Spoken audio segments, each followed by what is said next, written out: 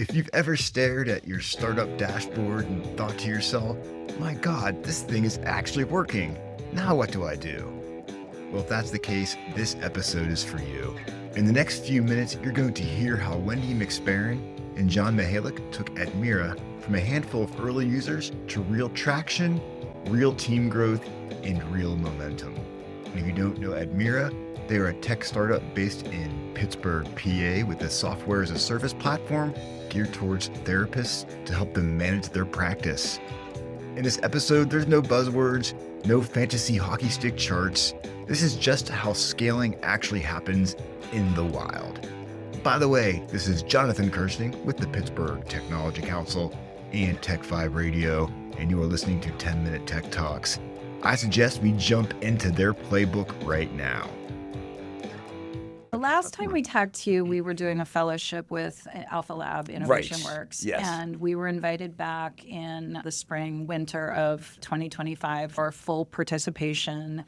And we really started to grow customers. I think last time I was here, we might have had, 5, but by January of 2025, we had 20. All right. And then we actually did an acquisition of a mental health CRM, all of their customers. We joined forces with nice. Practice Access, which was the first CRM. I think they were out a little bit ahead of us. And we found each other and we started talking and we decided to come together and join forces. Probably makes sense to come together like that. So Very cool. Their CEO, Barrett Elizabeth, and John and I talked for months and figured out a way to make it happen. And those customers that were on that platform all migrated over to Admirra. And we had everybody, most of them migrated by summer, a handful in the fall who were larger practices with a little more nuance, complexity that we had to sort of work through. Okay. And so Barrett has now come on as our Chief Growth Officer, and we've absorbed that team from Practice Access. We have our VP of Product and support, Taryn Boley, and we have 2 support people, Leah and Will, and we have another part-time developer. So we've gone from John and I to a team of 7. That's awesome. Come on, that is freaking cool. It is. And it's hard for us sometimes to take a step back and be like, Look at what we've accomplished. You've done a lot. So much well, you're living in the middle of it. That's why we have these conversations, so you can stop and think about it, and I can say, yeah, that's pretty cool. Yeah. Simple as that. That's so cool. We have customers all over the United States now, and we're growing. And nothing makes me happier than someone saying they got customers, because that's, I'm sorry, that's where the rubber meets the road. That is. I mean, you can have the best of ideas, so what? If no one's going to buy it, That's right.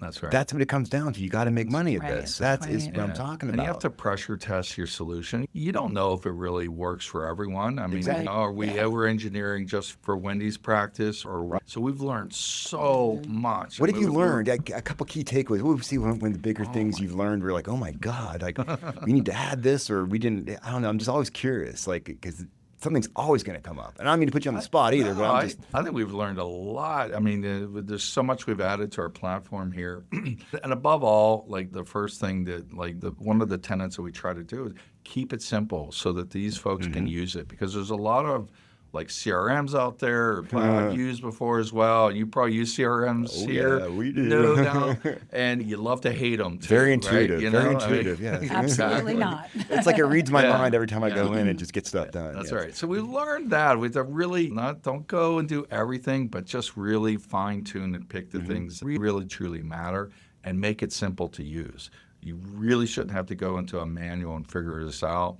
Anyone should be able to log in, do it, just start using it. Exactly. So that was one of the things we learned, that it comes pre-built. Pre-built, ready to go. Yeah, it's not just a tool, it's a solution. It's got everything ready to go for you, email templates, you name it, all of that. Automations that are preset to help things just happen. That you can decide if that fits your workflow and automate so much of it and centralize all of your communication in one platform for your whole admin team.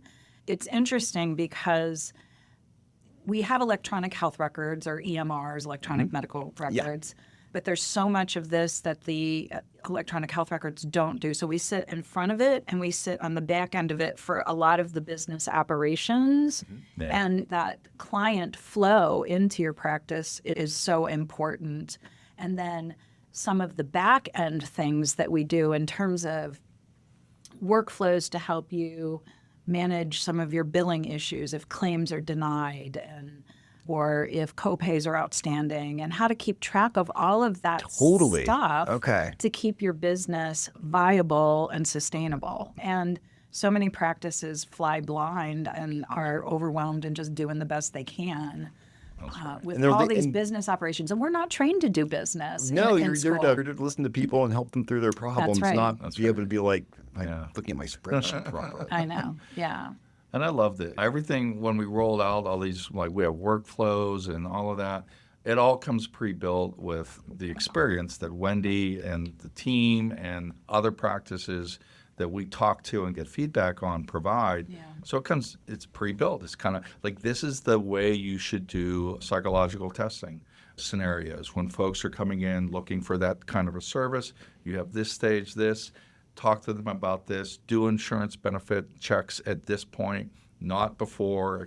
All of that fun stuff is kind of all built in, and it can be tuned and changed. Yes. But you don't just have a blank sheet of paper in front of you. Yeah, Most tools will give you. I love the idea that it's pre-built and it already has these scenarios set into it, which actually makes you better because maybe you weren't following those procedures. And you learned there's a better way to be doing this. And it's, oh my goodness. Right. So I'm assuming, like, wow, that's just so cool. And that's been our key differentiator by far, is you could get a really great CRM. There's so many out there in the Salesforce, the HubSpots, you name it. You can go those routes, and they're really great products. And what? How do you set it up? But then they're blank sheets of paper too, and you have to set it up, and you have to actually figure out how to use it. And some of them, and I'm a software engineer, some of them are so hard and complicated to use and easy to misconfigure. So I think that's been a big differentiator, and that's brought a lot more on. We've done very little marketing yet. Still haven't. But we pressure tested this. Now we're closing in on 100 customers. And now we're really about to turn the flow on, I think, this year. And we're looking for, hopefully, significant growth. Yeah. So what's your plan for growth for this year? I feel like you've set this awesome base now, right? And so now it's just, let's move into this mode of really going into customer acquisition, I guess, right? Yeah. That's exactly right. John has much more experience in that in the startup world than I do. I mean, That's why I'm glad you guys are a team. Here's what I love about that story. They didn't scale by chasing headlines. They scaled by listening, simplifying, hiring carefully, and building what customers actually needed. It's not flashy, but it sure as hell works.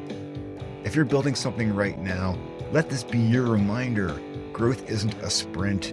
It's a series of smart, boring, disciplined decisions stacked on top of each other. Well, maybe it's a little more exciting than that, but you know what I'm saying.